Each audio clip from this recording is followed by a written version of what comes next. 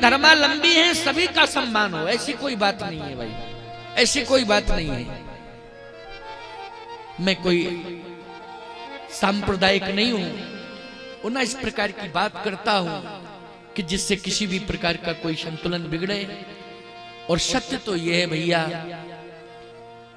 कि प्रधानमंत्री भले ही किसी पार्टी का हो, लेकिन जब वो पद पर पदस्थ होता है सबका होता है। राष्ट्रपति भले ही किसी विशेष पार्टी ने समर्थन देकर बनाया हो, लेकिन जब वो राष्ट्रपति बन जाता है तो पूरे राष्ट्र पर उसे भरोसा होता है। होता है कि नहीं होता है? पूरे राष्ट्र पर उसे भरोसा होता है। इसलिए आज दशरथ जी महाराज ने कहा, सुमंत मुझे यही चिंता सता रही थी कि प्रधानमंत्री साथ गया है तो मुझे चिंता नहीं है, लेकिन चिंता मुझे तब सताने लगी जब तुम लौट करके आ गया और राम को छोड़ के आया। तो मुझे यही चिंता सता रही थी कि राम की प्रतिष्ठा कौन बचाएगा, और साथ में सीता भी गई है तो सीता की प्रतिष्ठा कौन बचाएगा। अच्छा बोलो भाई, बहू बेटियों की प्रतिष्ठा की रक्षा करना ये हमारा परम धर्म है कि नहीं? चाहे प्रदेश का मुखिया हो, चाहे देश का मुखिया हो, बहन बेटियों का सम्मान सुरक्षित रहे, इसके लिए बोलो हमारा परम दायित्व है कि नहीं, परम कर्तव्य है। और इस समय सबसे ज्यादा बहन बेटियों के सम्मान के लिए कानून बन रहे हैं। बोलो बन रहे हैं कि नहीं बन रहे? ये बात ध्रुव सत्य है कि नहीं? सबसे ज्यादा बहन बेटियों के सम्मान को सुरक्षित करने के लिए कठोर से कठोर कानून बन रहे हैं, क्योंकि बहन बेटियों का सम्मान सुरक्षित रहे। यही तो विश्वास, यही परिकल्पना। महाराज दशरथ के मन में भी यही भाव है कि साथ में सीता गई हैं, सीता का सम्मान सुरक्षित कैसे रहेगा। प्रधानमंत्री को मैंने भेजा लेकिन तू भी लौट के आ गया। आज मुझे विश्वास हो गया क्या कि राम की प्रतिष्ठा पर आंच आई तो लक्ष्मण ने मुझे दो चार खरी खोटी सुनाई। समझ में आ रही है बात कि नहीं आ रही? ये लक्ष्मण ने क्यों मुझे खरी खोटी सुनाई है? वचन कहे कछु लखन कठोरा। जनक जी महाराज के लिए भी कुछ कहा है तो किसके कारण कहा है? जल्दी बोलो। राम के कारण कहा है। और दशरथ जी के लिए भी कहा है तो किसके कारण कहा लक्ष्मण ने? राम के कारण कहा है। हे सुमंत, अगर राम की प्रतिष्ठा पर आंच आने पर लक्ष्मण जैसा भाई दो चार बातें अपने बाप को सुना सकता है, तो लक्ष्मण के रहते हुए राम और सीता की प्रतिष्ठा का कोई बाल वाका नहीं बिगाड़ सकता है। अब मुझे विश्वास हो गया, अब मुझे विश्वास हो गया कि सीता और राम दोनों की प्रतिष्ठा का बाल वाका नहीं होगा। कछुक दूर सजबान सरासन, जागन लगे बैठ वीरासन। बोलो जागृत अवस्था में सीताराम के सम्मान की रक्षा की कि नहीं की? किसने की? लक्ष्मण ने की। जागन लगे बैठ वीरासन। इसलिए भैया एक बात मैं कहना चाहता हूं, अगर हमारे देश का नौजवान धर्म और मर्यादा की रक्षा करने का संकल्प लेता है तो माता पिता प्रसन्न होते हैं। बोलो होते हैं कि नहीं? कि धन्य है हमारी संतान, धन्य है हमारी औलाद जो धर्म संस्कृति मर्यादा इन सब की रक्षा करने के लिए कृत संकल्पित है। भगवान राम ने तीसरी बार में लक्ष्मण को रोका, लेकिन लक्ष्मण ने जो कहा, बोलो भाई गंगा के तट पर प्रमाण मिला कि नहीं मिला? और प्रमाण मिला तो दशरथ जी ने अंतिम श्वास लेते हुए ईमानदारी से बताओ किसको आशीर्वाद दिया है? बोलो जल्दी। लक्ष्मण को दिया है कि लक्ष्मण चिंता, मुझे तो मरना ही था। अरे अवस्था 60,000 साल की हो गई, जाना तो पड़ेगा ही, लेकिन विश्वास है कि अब सीता राम का सम्मान निश्चित रूप से सुरक्षित है, सुरक्षित है। आज इन राजाओं को कौन समझावे? ये राजा कह रहे हैं, जनक जी महाराज खड़े हुए हैं। अच्छा, जनक जी महाराज के पास सेना तो है, लेकिन इस समय सेना की कोई आवश्यकता नहीं है, क्योंकि विवाह स्थल है और विवाह स्थल में विनम्रता का प्रदर्शन होता है कि बल का होता है? जल्दी बोलो। अच्छा, बेटी वाले जो बेटी का बाप होता है उस बेटे वालों के पक्ष से तो विनम्रता का ही प्रदर्शन होता है। क्यों होता है कि नहीं होता? अरे बाप तो हाथ जोड़ता ही है, लेकिन गांव के जो लोग होते हैं वो भी हाथ जोड़े खड़े रहते हैं कि नहीं? ये सम्मान है। तो अब अब जनक जी महाराज कैसे कहें कि तलवार निकालो, लाठी निकालो, सेना से कहे मारो इनको, ये तो कह नहीं सकते जनक जी महाराज। जनक जी खड़े हैं, लक्ष्मण जी बोले भैया मुझे आज्ञा दो, हम 2 मिनट में पंचायत निपटा दें, 2 मिनट में। भगवान ने कहा नहीं नहीं नहीं, तुम भी बर हो हम भी बर हैं, दूल्हा की भूमिका में हैं। दूल्हा जो है मूर्तिवत होता है, विवाह में दूल्हा जो है उसके मस्तक पर मुकुट होता है, चंदन होता है। बोलो भगवान का स्वरूप होता है कि नहीं होता है? बोलो भाई, भगवान माना जाता है उस समय उसे।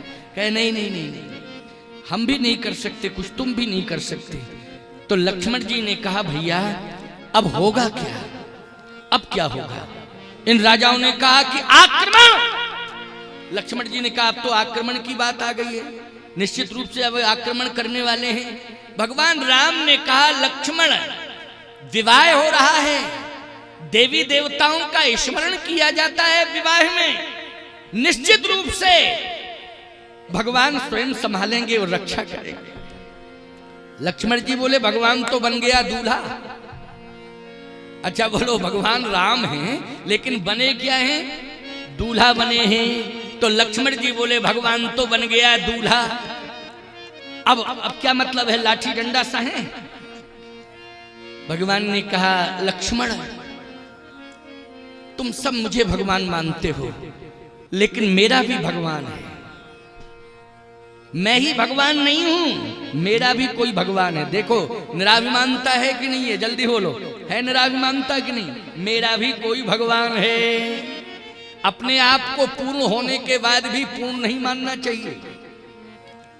हनुमान जी पूर्ण है कि नहीं? बोलो, कोई कमी तो नहीं है, लेकिन फिर भी कहते हैं एक मंद में मोह बस, एक मंद में मोह बस, कुटिल हृदय अज्ञान, पुन प्रभु मोहि विसारेऊ, दीन बंधु भगवान।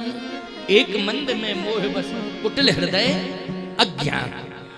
सही बताओ, अपने को अज्ञानी मान रहे हैं ना, लेकिन ज्ञानी नाम अग्रगण्यम है, बुद्धिमताम वरिष्ठम है, लेकिन अपने को क्या मान रहे हैं? अज्ञानी। इसलिए ये परिचय है। भगवान राम ने कहा परिचय देखो श्री राम का। इसलिए मैं कहता हूं कि जिस गांव में विवाह हो उस गांव को मिथिला बन जाना चाहिए। क्या बन जाना चाहिए? मिथिला बन जाना चाहिए। और जो बर की भूमिका में उस नगर में प्रवेश कर रहा है, वो चाहे सिंह उसके नाम में लगा हो और चाहे प्रसाद उसके नाम में लगा हो, लेकिन जिस समय वो विवाह मंडप में प्रवेश करे, उस नगर में प्रवेश करे जिसमें विवाह हो, उस समय उसे राम बन जाना चाहिए कि राम में कितनी विनम्रता है, कितनी मर्यादा है, हमें श्री राम की परंपरा को लेकर के प्रवेश करना है। ये भाव होना चाहिए। इसलिए रामायण की कथा आपको सुनाई जा रही है, इसलिए रामचरितमानस से आपको जोड़ा जा रहा है। भगवान राम ने कहा कि मेरा भगवान मेरी मदद करेगा। लक्ष्मण जी बोले आपका भगवान हमने देखा ही नहीं, कौन है आपका भगवान? आपका भगवान कौन है? राम जी ने कहा कि मेरा भगवान है परशुराम। अच्छा बोलो, राम जी अगर भगवान है तो परशुराम जी कौन है? जल्दी बोलो, भगवान है कि नहीं? अवतार बाद में परशुराम जी का नाम आता है कि नहीं आता है? जल्दी बोलो। सबने कहा आता है, आता है। मेरा भगवान मेरा इस विवाह संपन्न कराएगा और मेरा भगवान मेरी रक्षा करेगा, मेरा भगवान मेरी मदद करेगा। लक्ष्मण मैं अपने भगवान पर विश्वास करता हूं। लक्ष्मण जी बोले आपका भगवान आज तक नहीं देखा है, लेकिन यहां है भी नहीं भगवान, और ये तलवारें निकलती चली जा रही हैं। जब धड़ से सिर अलग हो जाएगा तब भगवान आएगा आपका क्या? ये तलवार निकल रही है और तलवार चलेगी और धड़ से सिर अलग हो गया तब भगवान बाद में आया, तो क्या मतलब? इसका मतलब ये है कि आपका भगवान ये प्रभाव दिखाएगा कि जो चेतन को जड़ करे जड़े करे, चेतन मृतक जियावन गिरा सुहाई।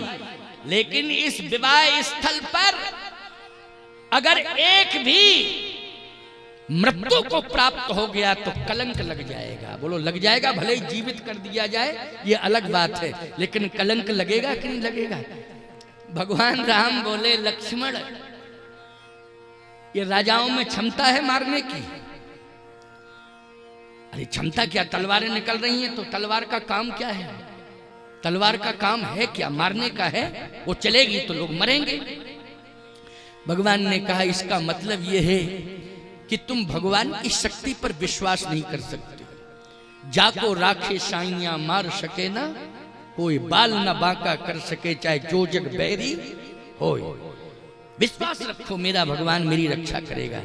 राजाओं ने कहा देर किस बात की? तलवारें निकाली और जैसे ही चलाना चाहते थे तो तहीं अवसर सुन शिव धनु भंगा, ओ आयो भृग कुल कमल पतंगा। परशुराम जी फरसा लेके आ गए और कहा सावधान। जैसे ही परशुराम जी ने कहा सावधान, जितने राजा थे 10,000 तलवारें लिए थे, सबने तलवारें फेंक दी और सब सिर झुका लिए। भगवान राम ने कहा लक्ष्मण देखा मेरे भगवान का चमत्कार। बोलो 1 सेकंड में सब सरेंडर। इतना बड़ा समर्पण कहीं हुआ है? बोलो भाई इतने जल्दी इतना बड़ा समर्पण बोलो हुआ हो तो बताओ। 100, 200, 500 लोगों ने समर्पण कर दिया, हथियार फेंक दिए, अलग बात है, लेकिन 10,000 एक साथ हथियार फेंक दें, बोलो भाई इतना बड़ा समर्पण का? देखो 1 सेकंड, ये मेरे भगवान का प्रभाव है। अच्छा एक बात बताओ, परशुराम अकेले